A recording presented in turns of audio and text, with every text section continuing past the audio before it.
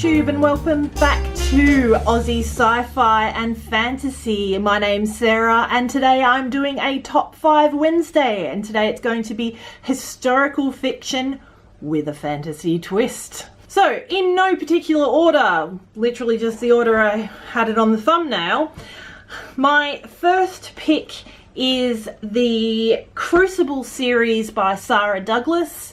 I have talked about Sarah Douglas as being one of my favourite fantasy writers before. She was an Australian writer and she did a lot of fantasy books set in her own universe, but she also did a historical fiction book with fantasy elements or magical realism, but with angels and demons, and that was The Crucible, with the first book being The Nameless Day.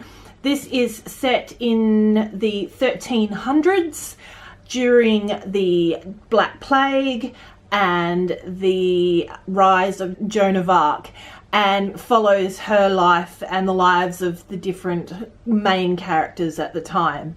I read this many years ago and it has stuck with me since.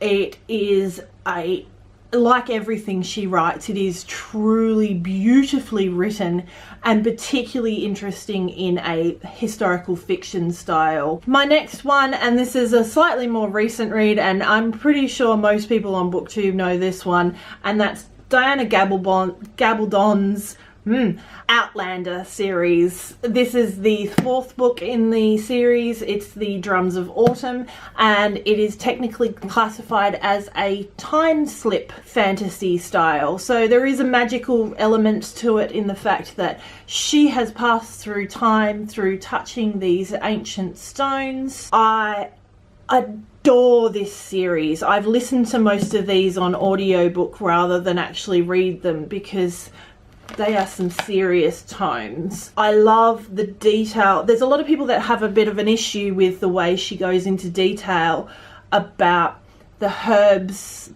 and the life and the sort of troubles that these people have, but I really like it. Let's face it, Jamie's sexy. My next one is a young adult series, and that is Etiquette and Espionage, which is not quite, it's not so much fantasy as it is steampunk, and I love my steampunk.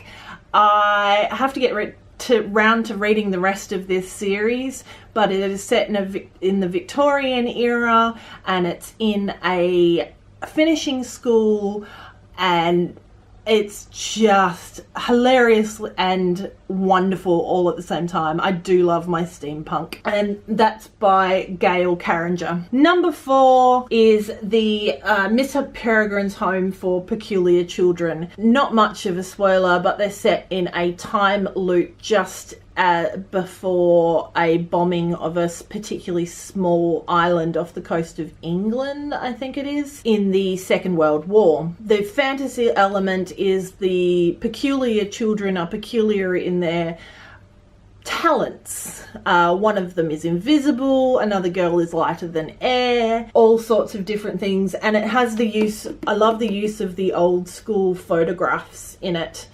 Some of them staged, most of them staged probably, but makes an amazing, it links everything together really well. This Ransom Riggs and whoever has helped him with the photos has done an amazing job. My last one is another Australian author, and it's just got a pinch of magical realism in it, and that is Across the Nightingale Floor by Leon Hearn.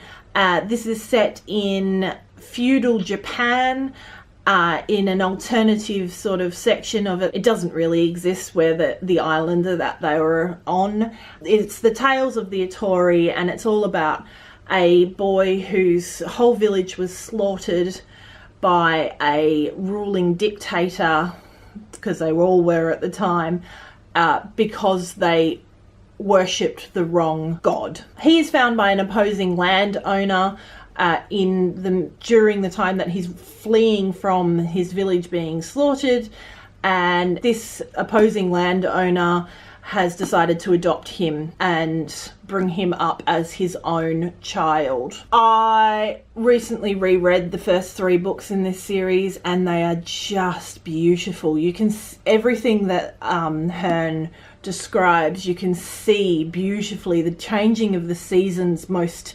significant in the Japanese culture, is you can see the whole lot, and it is truly amazing throughout this.